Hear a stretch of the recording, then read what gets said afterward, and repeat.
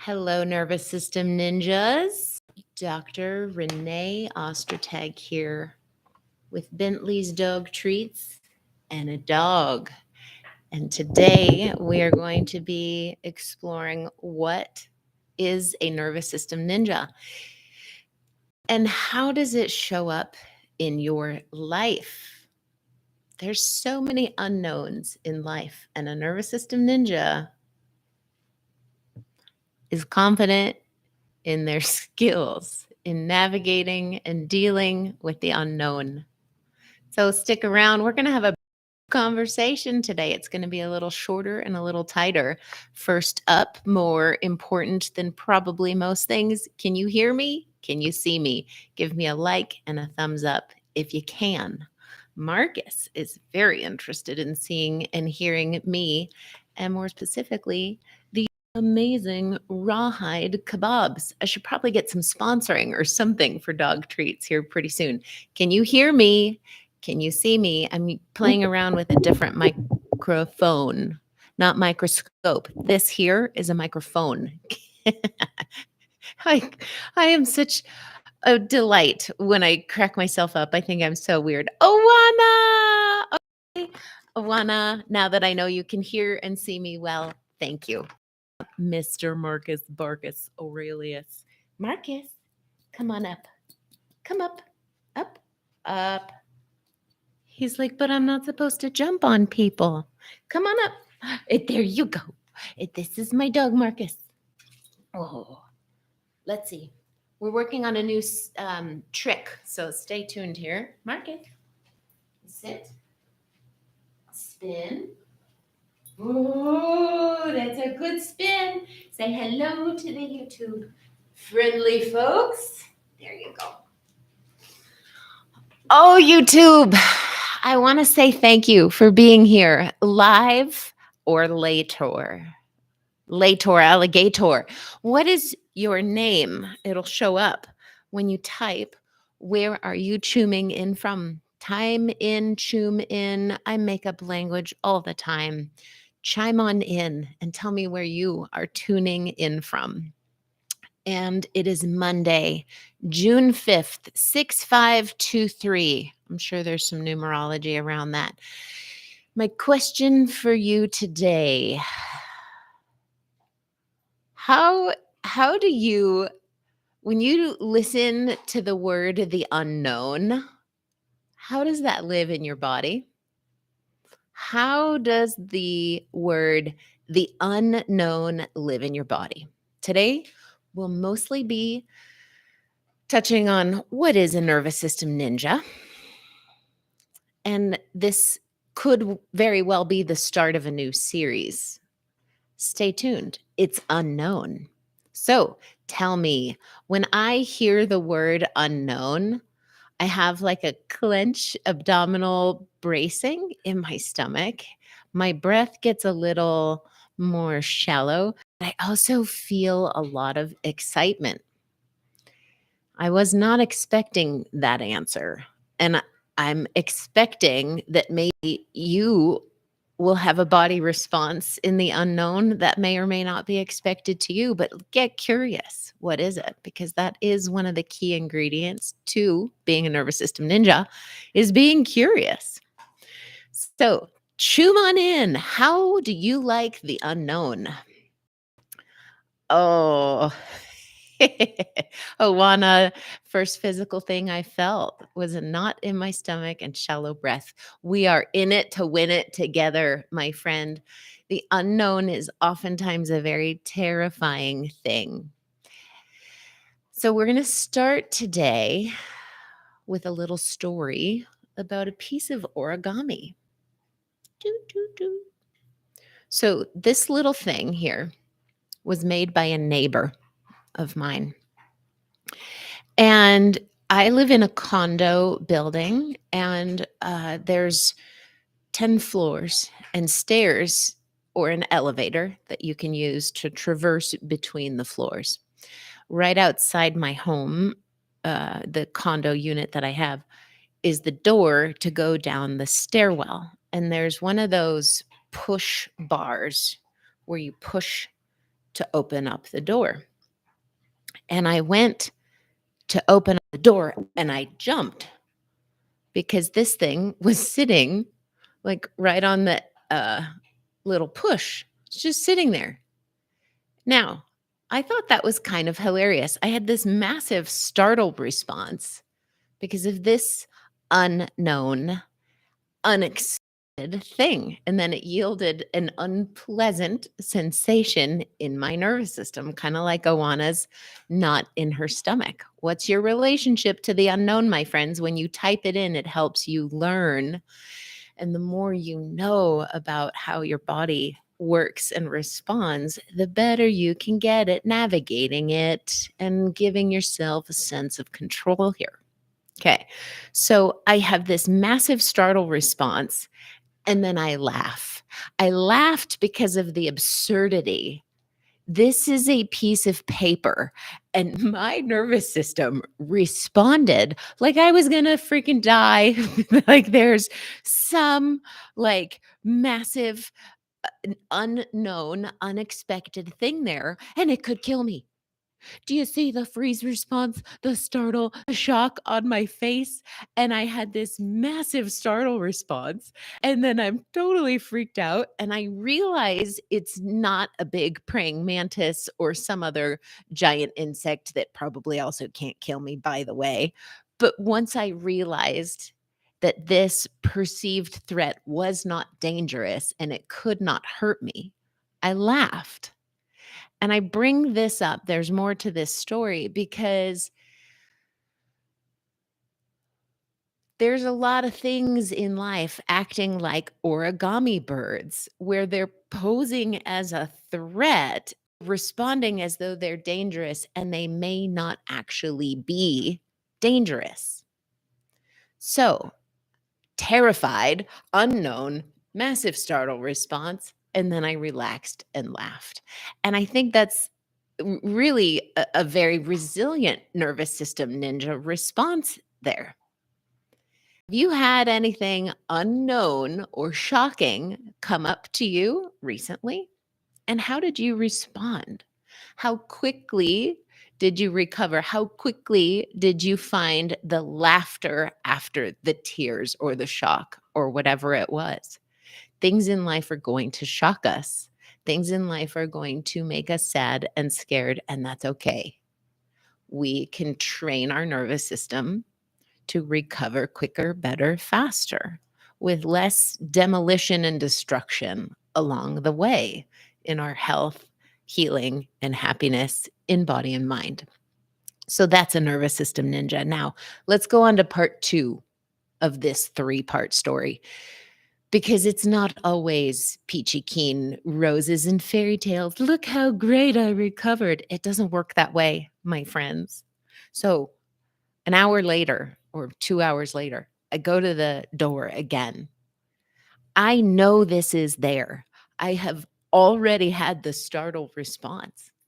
And I go to open the door and I jump again. Why? Because this little bird was still sitting there and I wasn't expecting it. Just because I had one repetition with it where I learned it was there, that wasn't enough to train my nervous system to override the probably thousands of other times that I went to open that door and it wasn't there. So I thought that was funny. Like I knew this was there and yet I still had a startle response. And then again, 4 hours later, I leave. And then again, I have another startle response. And so it's like this lag time between my nervous system learning to catch up to my conscious knowing. So here's where I think it's fun. Well, the whole way through has been fun for me so far. I want to check in with what Owana has to say here. My sister tends to startle me when she stealthily comes home after work. And I usually quickly laugh, saying, I pooped my pants. And I mean, that's hilarious. And what a great example of being a nervous system ninja, where the startle happens the response happens, and then the laughter ensues. And that's actually a biologically very correct statement. With that high of a startle response, the system will naturally, the nervous system will quickly go into some mode of defense, fight or flight or freeze. If it's freeze, you will poop your pants. If it's fight or flight, you will remain constipated. There's some information, folks. If you struggle with constipation, your nervous system's probably more in fight or flight. If you struggle with diarrhea, your nervous system's probably more in freeze. If it vacillates between the two and all sorts of problems in between the back end and the front end, there's some vacillation between your autonomic nervous system's threat and defend responses, usually choosing fight, flight, or freeze in any given moment, depending on how your nervous system reacts. Alicia, recently I had a coworker open the office door from inside just as I reached for the outside door handle. First, I yelped, and then I felt tight in my throat, and then we both laughed. This is such beautiful, credible evidence, my friend. What other stories are there? I love your story, Alicia, because again, it's so biologically accurate and it's data at how quickly we can recover once the nervous system has reestablished safety, right? Unknown, unexpected threat. I go for the door, you go for the door. Whoa, there you are. Something different happened than what my nervous system was expecting. Shock, and then recognition. Oh, I'm safe. And then there's laughter. And I don't know why this is coming to my mind, so feel free to chime on in with your thoughts about this. But there's this thing, peekaboo. Babies and adults do. Peekaboo. Here I am. Ha ha ha ha ha. And then the baby laughs because their brain, it's something around object permanence. So if your eyes are closed and you're hidden from their sight, you no longer exist. And then here you are, you exist. And the shock of that startles and creates the laughter. In some ways, the unexpected is necessary for our joy and our delight and our humor. I've never really quite thought of that before. So, Alicia, thank you for that story. It makes me wonder about object permanence. Again, tune in if you have thoughts here, where in some ways I think our nervous system can get disconnected from a feeling of safety. And just like the adult goes away, we think our safety goes away. And that's, I think, what many people are looking for, is for the safety to come back. Like, I wasn't feeling safe when this big potential threat was sitting on my doorknob. Oh! And then when the safety returned, I felt better. Now, here's the third part to this story. I asked my neighbor, Jamie, did you make this? He's like, yeah, I've been putting them all over the building and scaring the crap out of people. He said, and that's funny, right there, back to Awana, scaring the crap out of people. Like the language that we use, you scared the crap out of me. Like, ooh, I pooped my pants. Yes, you did, because your nervous system went into a freeze response. And when a freeze response set of circuits are governing, the correct biological process is to eliminate fecal matter, so to reduce the metabolic load on your biological system. You got to survive. We got to keep our precious resources. Don't waste any extra energy metabolizing food. Get rid of it. It's brilliant. Okay, so I totally digress. Jamie, who made this, he had a good laugh because he's been like delighting in like leaving them all around the building. Like, it's a fun, creative thing to make. And then he leaves them all around the building. He's like, you know what's hilarious is I put it on the door because he lives right next door. And every time I walk out that door, I jump. I get startled. So here's the massive disconnect between your conscious self and your nervous system. He consciously knew he put that on the door, and yet his nervous system still had a startle response every time. How crazy is that? Talk about a beast in your nervous system that just has a mind of its own, fiercely devoted to your survival. Mm. Owana, tell me. She says the theme of object permanence has been on my mind a lot lately, and it's amazing to hear more about it as well. I had no plans on talking about it. Tell me what you've been thinking about it. But there's maybe this is what's coming to my mind right now. There's object permanence, and then what if there's like sensation permanence? Like my sense of safety could be permanent, but if I disconnect from it, I think it's forever gone. That's my immediate thoughts. I'm super curious what yours are, because here's the thing, I had no plan on talking about this at all today, but that's the theme of the day, the unknown, and how what is a nervous system ninja and how do they deal with the unknown? Here's what I think. I'm curious what you think. That's what I think. What is a nervous system ninja to you? Are you one? Do you want to be one? Are you one some of the time, none of the time, all of the time? Is it an identity for you? Right? Like I have several identities: woman, daughter, sister, mother, lover of life. Is nervous system ninja at the top of my list? Sometimes, but not always. Because here's what I think a nervous system ninja is. It's someone who has confidence in their ability to cope with the 3 U's of life: the unexpected, the unpleasant, and the unwanted. Now, I'm still sort of working all of this out, right? But when I think about a nervous system ninja, it could be 3, it could be 4. I don't know quite yet what the language is, but you're comfortable, not comfortable. It's usually very highly uncomfortable. You're confident in your coping and your skills to deal with the 3 U's: unexpected, unwanted, unpleasant. And sometimes I even think about this little flower here that I've drawn. In the middle is the unknown: unpleasant, unwanted, unexpected.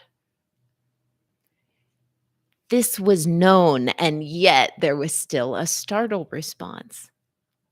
It's fascinating to think about. We can even have an unknown response in the known. I don't need or want to get super existential here, but that's part of our human experience. Okay, we got a lot of comments coming in. I love this. You all help me think better. So thank you for sharing. And when you share and think out loud and comment, it helps you learn it better. So please, I love your participation. Um, Awana, it's the out of sight, out of mind phenomenon, object permanence. I wish I didn't feel as disconnected, but sensation permanence is a new concept. Totally, totally, totally. Never thought of it before. And a nervous system ninja to me is resilient, according to Alicia. Maybe resilient is the 3 U's. I want to say yes, and I also want to say no. I taught a 12-month long program called the 12 Steps for the Wounded Healer. Alicia, you might relate to this because what I saw in the teaching of that is a lot of people are tired from the push and the sympathetic drive that goes with resilience. And I saw these 3 concentric rings, and every human in their wholeness is aware of these 3 rings as they live in them, right? So the smallest ring is like our smallest self. And that's not necessarily a bad thing. There's beauty in cozying up nice and warm to a blanket, right? There's fragility in the smallest self. So, can we find and own and tend to our most fragile self? And then the next layer out is that resilient self. And then the next layer out is our anti fragile self. And so sometimes I think that the ninja knows how to go through the contraction and expansion of our whole self. There's safety and danger in both, right? The anti-fragile self loves a challenge because it makes them more confident and it bolsters their capacities in the world. And so the anti-fragile person actually seeks out challenge. You're actually anti-fragile every time you go to the gym. I'm going to push through this barbell and get stronger. I'm going to seek out challenges in my life. I want to go learn hang gliding because that's a challenge that I'm looking forward to. So that's an expression of my anti-fragility. Nassim Taleb has a book on anti-fragility, and he talks about the fragile, resilient. He talks about it differently. And I'm, again, totally on a tangent here. My friends, ninjas, how are we today? Oh, the ability to go through the unknowns of life and our whole self, the fragile self, the resilient self, the anti-fragile self. So the fragile self, picture a candle and a wind comes, it blows out. That's the end of that. Could be good, could be bad. Resilient, a wind comes, the flame on the candle sort of flickers, but then it comes back. And that's resilient. The anti-fragile self, candle, wind comes, and that candle spreads and becomes a forest fire. Again, that can be good or bad. But I like what you're saying about a ninja is resilient, and I think that is part of it. I think that's part of it. I don't think that's the whole of our human experience, and I would love to hear your thoughts on that. And I say this coming from a very biased place in healthcare. We're all pretty tired of pushing strong and being resilient. It's that sympathetic arousal gas pedal drive, and the push is good and necessary. We need resilience. And if a car uses its gas pedal all the time with no brake, it's really hard on the engine. And so sometimes resiliency left unchecked can lead to burnout. And people, in my experience, by people, I mean me, it's scary to let go of the gas pedal. It's scary to trust slower paces in life and stillness, because that's when the trauma nervous system expectancy comes in of when's the other shoe going to drop, right? In a way, Jamie and I both got startled because the nervous system expectancy was that this is not there, and yet it was, so we startle. And many people go gas pedal sympathetic drive, and then they're constipated and irritable bowel and all those things because they're pushing to get away from some bad thing that happened before when they were vulnerable or fragile, or there was an unexpected thing that happened when you weren't expecting it. So now the neural expectancy is that slowing down, the break, stillness. That's a dangerous place. Don't go there. Stay busy and high. Mm. So yeah, the distinction, Alicia, I appreciate. We got to be able to flex through our different selves. Yes. I want to show you another visual because I'm a big girl on visuals.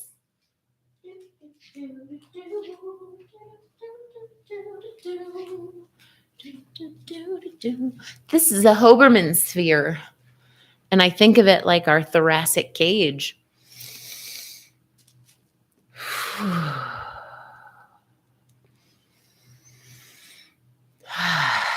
Right? Our rib cage is designed, our pelvic floor is designed, our cranial bones are designed to be able to move through a whole breath cycle in its fullness. But many people, and this is not a character flaw, it's biology, they get sort of stuck and they can't breathe like this. And so that's, you can be tough and strong in a sympathetically driven state. That doesn't necessarily mean you can flex through all the other states.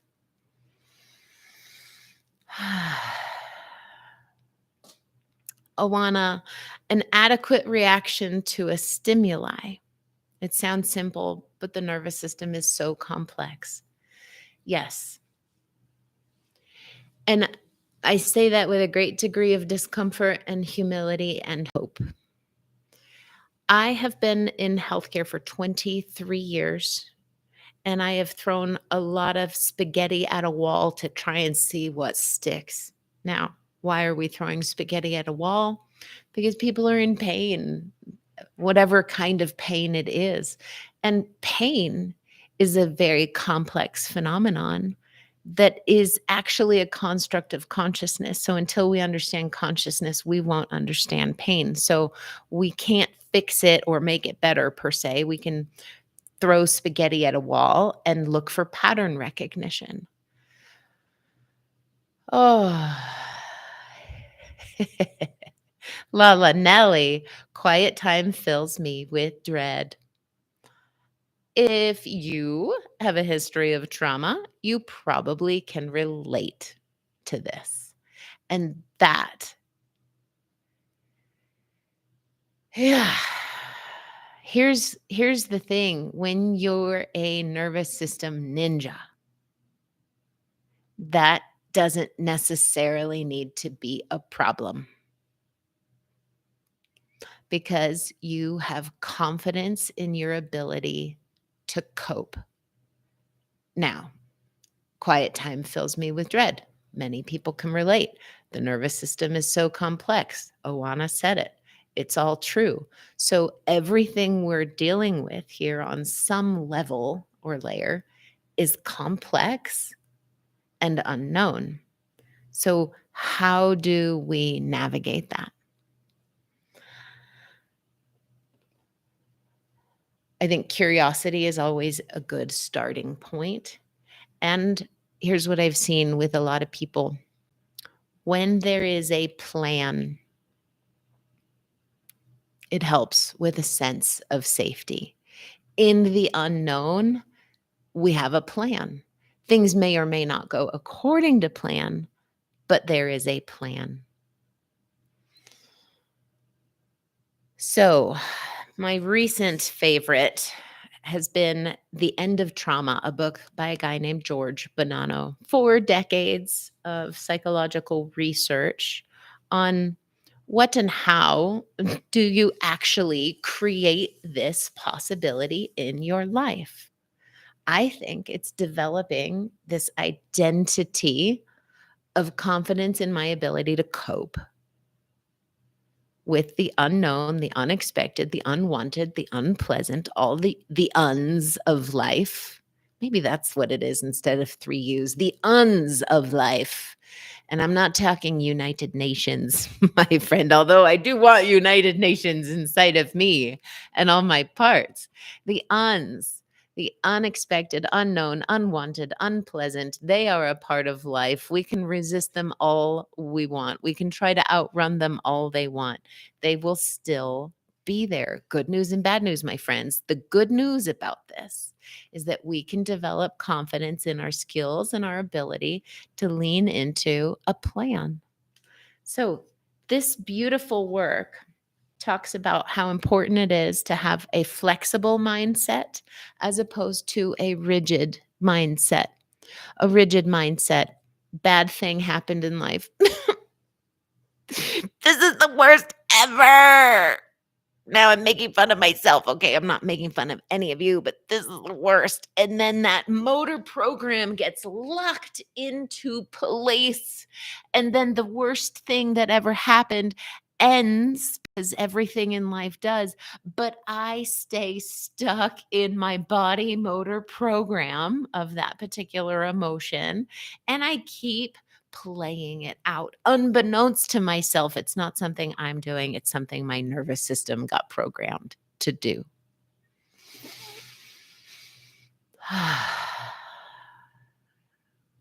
So that's a rigid mindset. A flexible mindset, you just watch, took a breath, like, wow, that bad thing happened.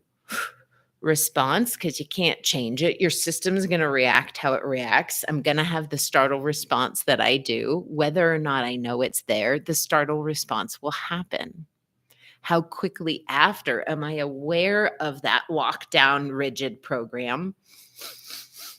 And how quickly after can I breathe into it? That's a more flexible mindset. Okay, this bad thing happened. It's going to be all right.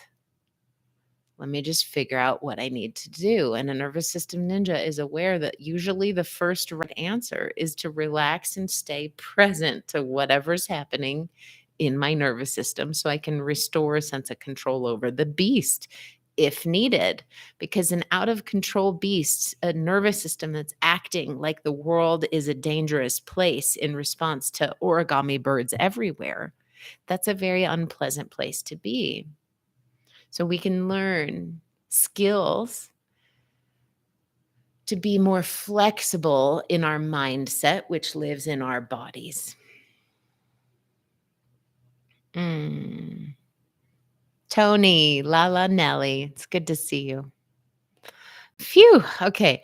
I think the greatest amount of confidence I gained lately was from assuming positive intent. Your improv moment got that to stick. Oh, that's so fun, right? We can learn new skills. And Awana learned assuming positive intent is a good skill. Yay. Okay. So the first way to be a nervous system ninja is to have some awareness around a flexibility mindset versus a rigid mindset. And rigid's not bad or wrong. It will get you the outcomes that it does. If you want indeed to become a nervous system ninja and end your own trauma, learn how to live into the flexible mindset that lives in your body. So, awareness, flexible mindset versus rigid mindset. Then the second part or the next part in here is a 3-step process that George Bonanno outlines called the flexibility sequencing. Okay. I'm going to reference this book. But the flexibility sequence is a 3-step process. It's a plan, something that can restore a sense of safety in you in the face of all the uns of life. The first step, context sensitivity. The second step, repertoire. The third step, feedback monitoring. Now, I started talking about throwing spaghetti at a wall. I'm tired of just throwing spaghetti at a wall and seeing what sticks. I want to be more strategic about it. So, let me give you another example. How do you know when your nervous system and you are on a different page? I'm actually asking you that question. How do you know when you and your nervous system are on a different page? For many people, it's dis-ease of some kind in mind or body, relationship, financial, any kind of physical symptoms. How do you know when you and your nervous system are not on the same page? I want to share a story from last week.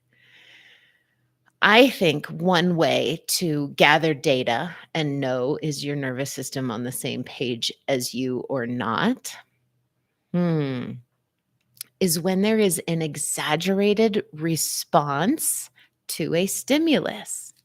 For example, this is a stimulus. It was very safely sitting on a door handle.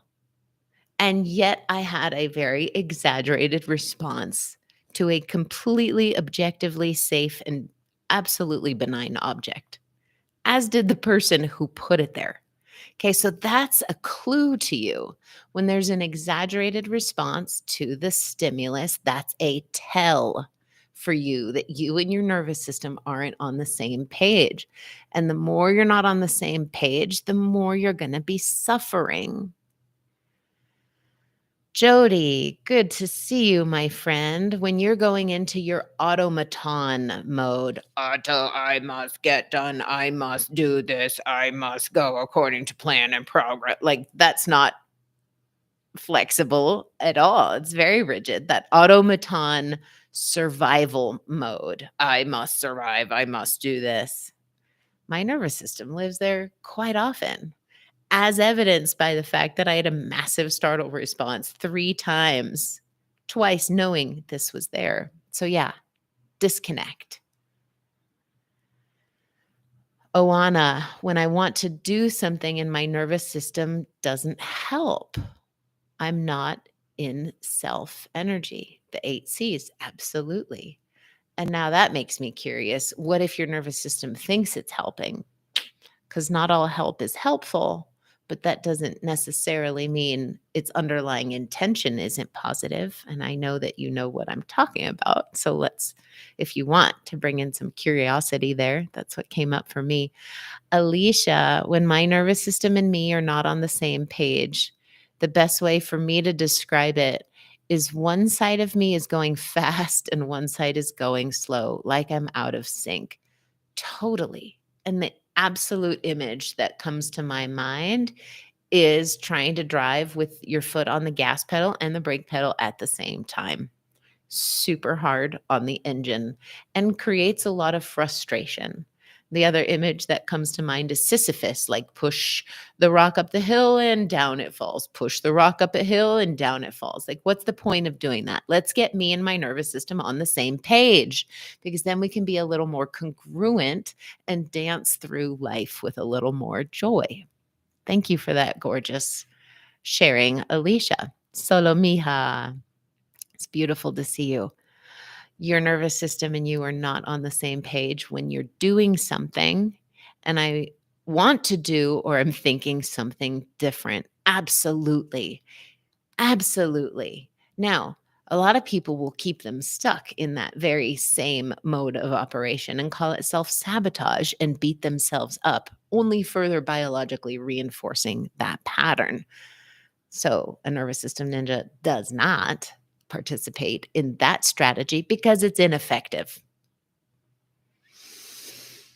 When we get curious, when our nervous system is or is not on the same page, it's going to be different for all of us.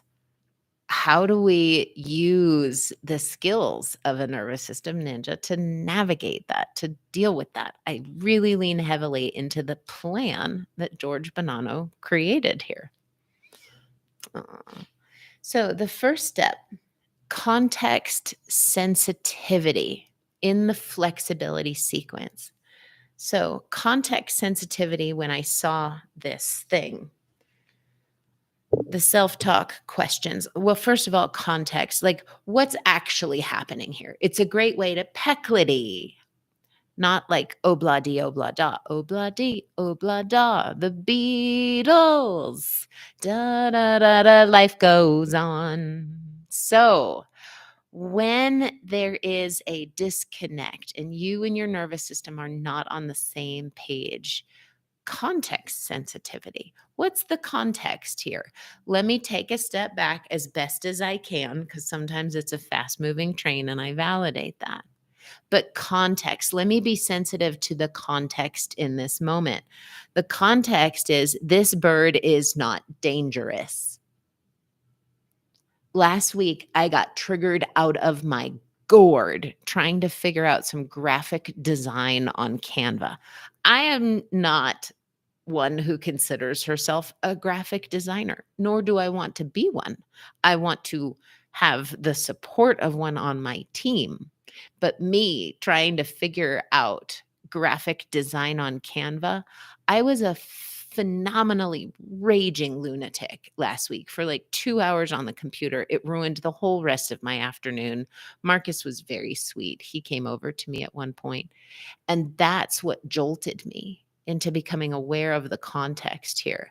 I'm having this massive trauma rage response to a computer program. There's nothing dangerous or objectively physically unsafe in this moment, just for now, about sitting at a computer program. So, becoming aware of context.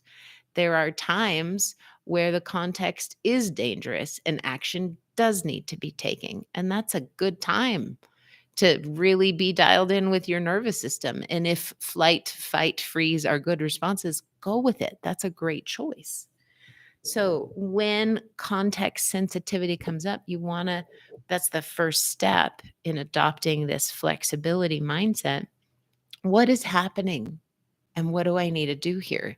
You already do this. You just may or may not know that you do it. So when your nervous system and you are not on the same page, get sensitive to the context. Pekla di, pekla da. Pause, clarify, decide. Robin and I made up that language. Peklady, pause, clarify, decide. Get sensitive to context. And then the next step is repertoire. What is in my tools?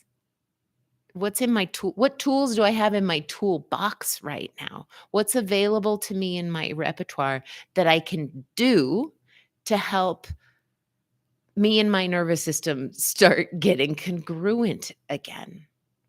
And for me with the bird, it was laughing. For Owana and her sister, I pooped my pants and laughing, right? Recognizing, oh, there's nothing dangerous here. Laughing. It's a great option. Context sensitivity, repertoire. What else can I do, right? Marcus interrupted my massive trauma response while on Canva last week. And he reminded me, what else can I do? I can step away from this computer. I can play some music. I can play with Marcus. I can say a prayer that somebody else guide me in some way to get to a better solution here. Right? So repertoire, what's available? What do I already know how to do? And what can I do? And then the third step, and I think this is oftentimes the most important, is feedback monitoring. What's working here and what's not working here? Solomia, it's good to see you too. This is where the sympathetic drive, the resilient push, the be strong, be tough, just keep throwing shit out of spaghetti on a wall and hoping it works. It's a plan. Is it a sustainable plan? No, let's look at what's working here. Feedback monitoring. You know what? It took a break.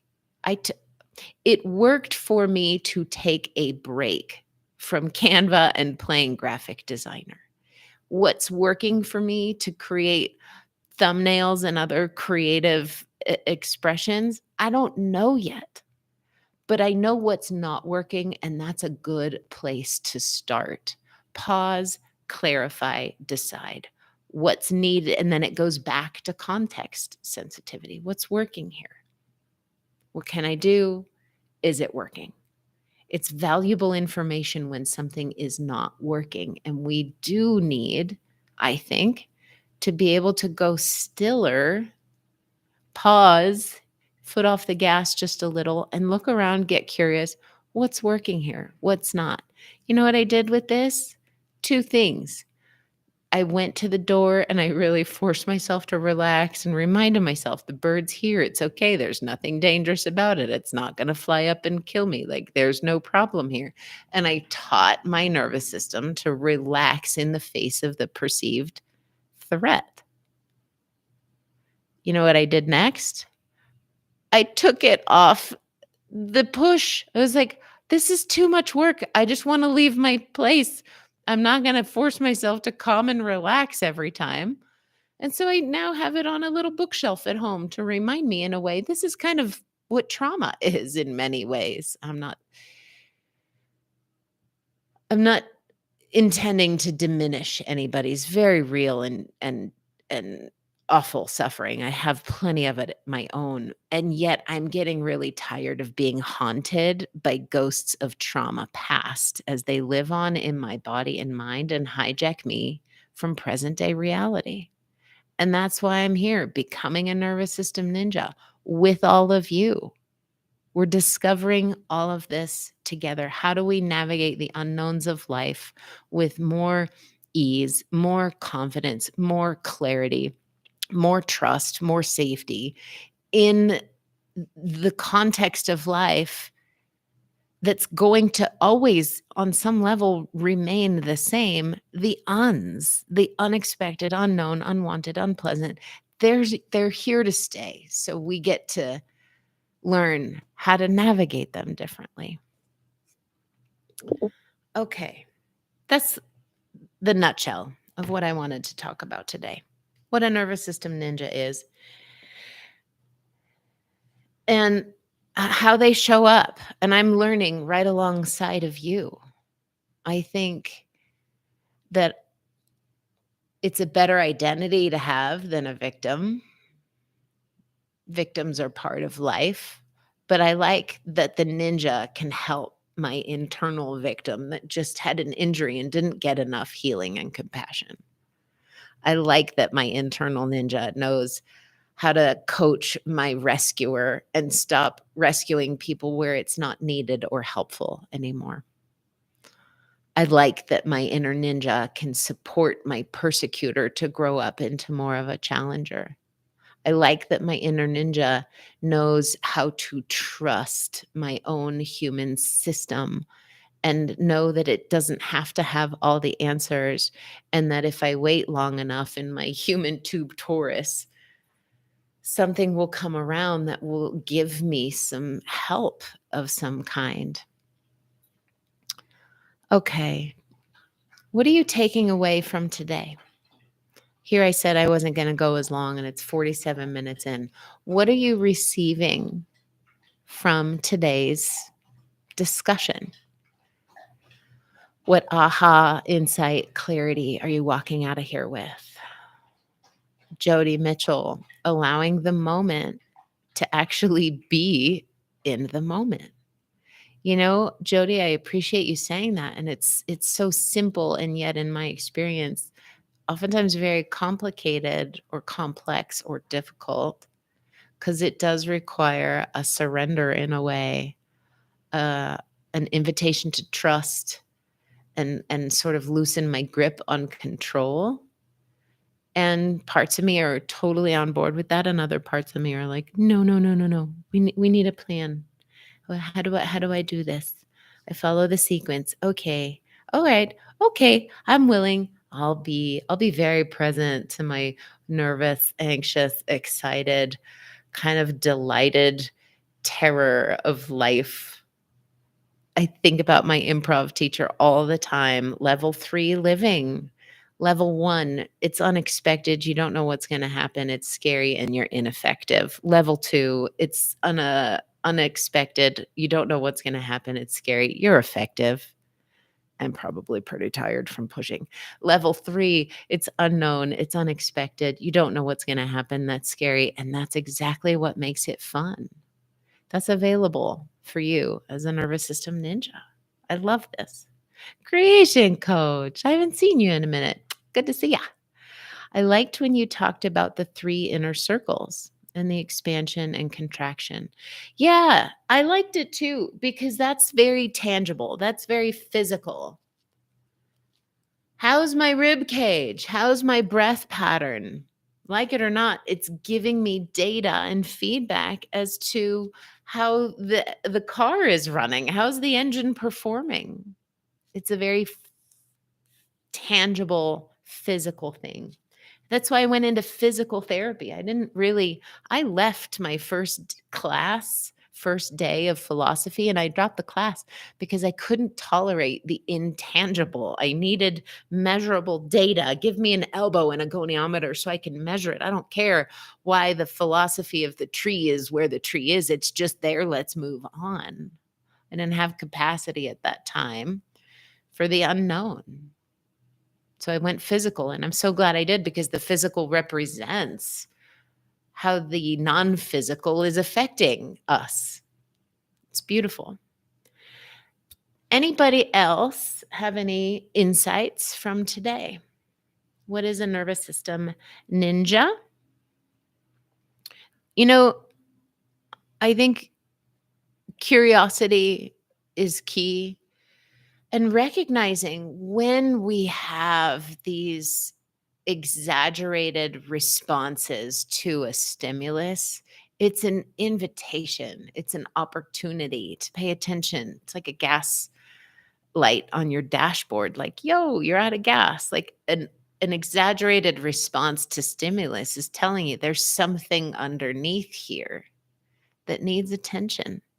It might be something little, it might be something big, but if you listen and pay attention and find a way to get, run through the flexibility sequence, it'll make your life better if you do. Oana, a nervous system ninja, the way from scared to stuck to alive and enjoying life. Yeah, thank you. We can easily forget that that's a possibility and available to us all. Hi, Angry Peach. Next week, I will be hosting another guest, and her name is Erica Teal. She is an improv teacher and a very wise, sound, spiritual woman. And she and I will be talking about how you can use improv for healing. She has been teaching improv for a number of years, and she specializes in teaching improv to introverts. So she's a wonderful balance to me, because I do not identify as an introvert per se. But it's beautiful because improv isn't necessarily about getting on a stage and performing. It's learning the skills on how to cope and then to be confident in those skills so you can navigate the uns of life. Alicia, be fluid. Check yourself from time to time. See if you and your nervous system are in sync. Thank you so much, Alicia, for your contribution, for everybody's contribution here today. I appreciate you greatly. Last week, unexpected delight, people gave me a tip. I didn't even think that was a possible thing. So if today was helpful for you, if you've received any value from these conversations, please feel free to leave a tip. And please know that I love and respect you, even if you don't, but I do like receiving value in exchange for the value that I give. So I invite all of you to try on this identity this week of a nervous system ninja. Next week, we'll be exploring improv. And the week after that, we're going to see what's happening, because I'm in a little bit of a reorganization process here, and it feels really good. And there's a lot of unknowns. So if there's something that you want to be sure I talk about at some point in this work here, send me an email, info@greentreemind.com, and you can make a request for any specific topic or thing that you want me to explore with you. Until then, my ninjas, I wish you a delightfully wonderful week. Take care.